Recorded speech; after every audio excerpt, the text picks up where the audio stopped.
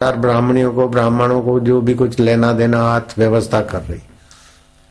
और एकाएक हादसा हुआ कि राम राज्य नहीं होगा, वनवास जाएंगे। फिर भी राम जी के चेहरे पर शिकन नहीं पड़ी, दिल में चोट नहीं लगी। ठीक है, लक्ष्मण जरा थोड़ा नाराज हुए, लेकिन राम ने कहा तृष्णा वैतरणी नदी है, इच्छा वासना, क्रोध बड़ा शत्रु है। भाई श्री राम राज्य के बदले राम वनवास, इस सिद्धांत को जिसने भी चलाया, चाहे पृथ्वी पूरी हो, मैं एक हाथ में एक पत्थर का ढेला और पूरी पृथ्वी को मिट्टी का ढेला समझता हूं और उसको छिन्न भिन्न कर सकता हूं। आज्ञा दीजिए भाई श्री, राम राज्य में कोई विघ्न हम बर्दाश्त नहीं कर सकेंगे, किसी विघ्न को टिकने नहीं देंगे। लक्ष्मण तुम्हारा भाव तो ठीक है, लेकिन क्रोध न करो। ये वाहवाही और भोग और पद ऐसे हैं जैसे तप्त तवे पे पानी की बूंद, दिख दिख के विलय हो जाए।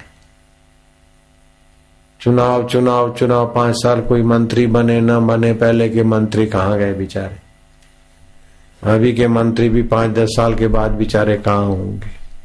ये तो ऐसे इस जगत का भोग है, हो के विलय हो जाए। इसीलिए अपना योग न भूलो, जो सदा अपने साथ है, अपना आपा है। ये आने जाने वाली वस्तुओं के लिए धैर्य न खो।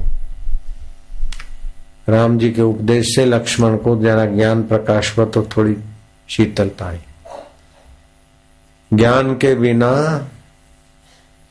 उद्वेग, आवेश और परिस्थितियों के प्रभाव से सुरक्षा नहीं होती। यस्य ज्ञानमयम तपः, जिसका ज्ञान संयुक्त तप है वो बाजी मार लेता है। योग अपनी जगह पर उचित है, अच्छा है, लेकिन योग का उद्देश्य अगर आत्मज्ञान नहीं है तो योग भी वियोग हो जाएगा।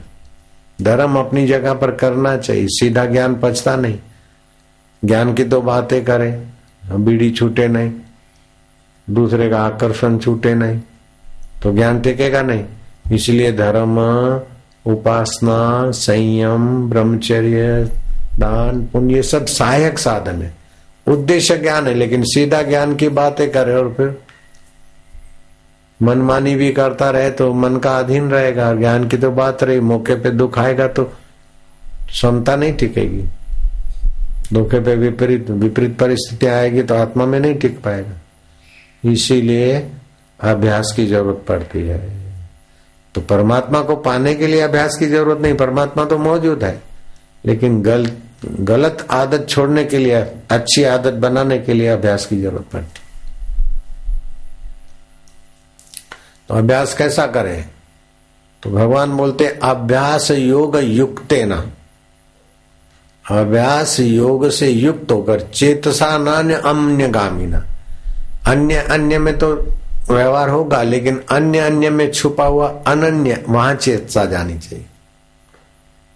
परम पुरुषम दिव्यम याति पार्थ अनुचिंतय, उस परम पुरुष सत्य चित्त आनंद स्वभाव ब्रह्म परमात्मा की सत्ता देखी।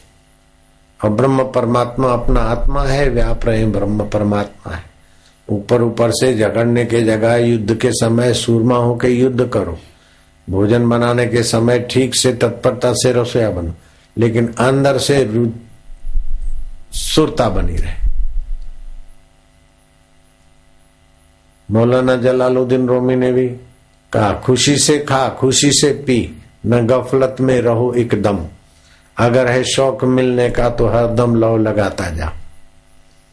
श्री कृष्ण कहते हैं बुद्धि योगा उपाश्रितम मत चित्त सततम भव। वो बोलते लव लगाता जा सतत, ये बोलते मत चित्त सततम भव। जलालुद्दीन ने गीता से लिया अथवा किसी ग्रंथ से लिया या अपने सतपुरुष के उपदेश से लिया, लेकिन बात वहीं आ जाती पूर्णता की। बाकी तो नसरुद्दीन वाला पीर पूज के लोग बेचारे घूम रहे, तो घूमते रहो। तो जैसे पतंगिया दिए में सुख बुद्धि करके जल मरता है, ऐसे जो शरीर को मैं मानता और संसार के ऐश आराम से सुखी होना चाहता है, वो पतंगे का पड़ोसी है, अपने को फंसाने के रास्ते जा रहा है। मछली स्वाद में फंसती और कुंडी गले में लगती तड़प तड़प के। भंवरा सुगंध में फंसता। ऐसे इन 5 इंद्रियों के विषय विकारों में फंसो नहीं, उपयोग कर लो। जैसे औषध खा के आप तंदुरुस्त हो जाते, ऐसे खा पी के शरीर को तंदुरुस्त रख के आत्मा के सत्ता में हो। फिर भी कभी शरीर बीमार हो तो ये बेवकूफी मत करो मैं बीमार हूं। मन में दुख आए तो ये बेवकूफी मत करो मैं दुखी हूं। बुद्धि में ऐसा वैसा राग द्वेष आए तो ये नहीं समझो कि मेरे में राग द्वेष है। राग द्वेष बुद्धि में आता है, सुख दुख मन में आता है, बीमारी तंदुरुस्ती शरीर में आती है, सफलता विफलता 5 भूतों में होती है। मुझ परमात्मा में आत्मा में कुछ नहीं है। मैं निर्लेप नारायण शाश्वत परमेश्वर का अविभाज्य हूं। इस प्रकार की उपासना, फिर वो वासना निवृत्ति का जो प्रयोग बताया, तो ये जल्दी साधक का मंगल कर देगी। केवल इरादा कर लें कि हमें परम सुख चाहिए, व्यवहार करते समय भी और ध्यान भजन के समय। इसको बोलते हैं अविकम्प योग। योगी समाधि ध्यान करता है तब तक तो उसका योग है, आनंद है, लेकिन उठता है तो कंपित हो जाता है। लेकिन ध्यान में रहे तो शांति, और उठे और व्यवहार करे तो भी नजर तत्व पे रहे। मैंने लाइट देखी, पंखा देखा, फ्रिज देखा, गीजर देखा, माइक देखा, लेकिन मुझे ज्ञान है कि सब में विद्युत नेगेटिव पॉजिटिव छेड़े हैं, विद्युत का ही खेल है। मुझे ज्ञान है तो ये कितनी भी लाइटें अलग अलग हो, लेकिन मैं बिजली तत्व को जानता हूं तो हो गया। ऐसे आत्म तत्व को जाना तो कुछ भी होता रहे। यथा योग्य करे, फिर परिणाम जो भी आए। ज्ञानी को आग्रह नहीं होता कि ये होना ही चाहिए, करता है, फिर हुआ ना हुआ सब स्वप्न है। जैसे स्वप्न में सफलता मिली तो क्या, विफलता मिली तो क्या, यश हुआ तो क्या, अपयश हुआ तो क्या। स्वप्न का हाथी, उस पे बैठा राजा, अब उसके ऊपर मुकुट सोने का हो चाहे चांदी का हो, अथवा चिड़िया बैठ गई, फर्क क्या पड़ता, आंख खुली तो सब गायब। ऐसे ही है ये। जैसा स्वप्न रैन का ऐसा ये संसार। क्या करिए क्या जोड़िए थोड़े जीवन काज, छोड़ी छोड़ी सब जाता है देह गेह धन राज। सब छूटने वाली चीजें हैं, तो बहती चीजों का बहने का मजा लो, रहने वाले का रहने का मजा लो। हम लोग क्या करते, बहने को रखना चाहते और रहे हुए को पता नहीं, इसी में मार खा जाते। रहने वाला आत्मदेव परमात्मा सदा रहता है और चीजें आती और बहती। जो धन मिल गया सो मिल गया, जो चला गया सो चला गया। अब धन के पीछे शांति क्यों नाश करते। जो यश मिल गया तो मिल गया, जो अपयश हो गया तो हो गया। मेरा इसने अपयश कर दिया, ये बहुत खराब है। अंदर गांठ बांध के अपने चित्त को संकुचित क्यों करना। किसी का नाम तो दुनिया है, होता रहता है। तो ज्ञानी को कहीं आग्रह नहीं होता, कोई दुराग्रह नहीं होता। साधक को आग्रह रखना चाहिए। संसारी भोग में आग्रह रखता है, साधक साधना में और सम रहने में आग्रह करता है। ज्ञानी पूर्ण है, उसको क्या आग्रह दुराग्रह। पूर्ण गुरु कृपा मिली, पूर्ण गुरु का जाओ।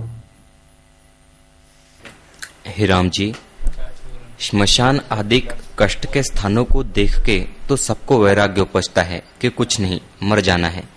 पर उनमें जो कोई श्रेष्ठ पुरुष होता है सो वैराग्य को दृढ़ रखता है, और मूर्ख है सो फिर विषय में आसक्त होता है। श्रेष्ठ पुरुष अपने वैराग्य और अभ्यास के बल से संसार बंधन से मुक्त हो जाते हैं। जैसे हाथी। देखो, शमशान में जाते हैं और जलता हुआ मुर्दा देखते हैं, बोले यार कुछ भी नहीं, लेकिन थोड़ी देर के बाद गपशप लगाते और सब भूल जाते। शमशान में जाए विवेक से, जो वैराग्य जगता है वो पकड़ रखे तो भी कल्याण हो जाए। पति पत्नी की भोग वासना के बाद जो वैराग्य होता है उसके अनुभव को पकड़ रखे तो बेड़ा पार हो जाए। अब मैं आपको बताता हूं कि तीर्थ भूमि का महत्व। हिंदुस्तान में 7 ऐसी जगह है जहां पर मरने वाला कितना भी पापी हो उसको यातना नहीं होती। जमदूत उसको लेकर नरक में नहीं ले जा सकते।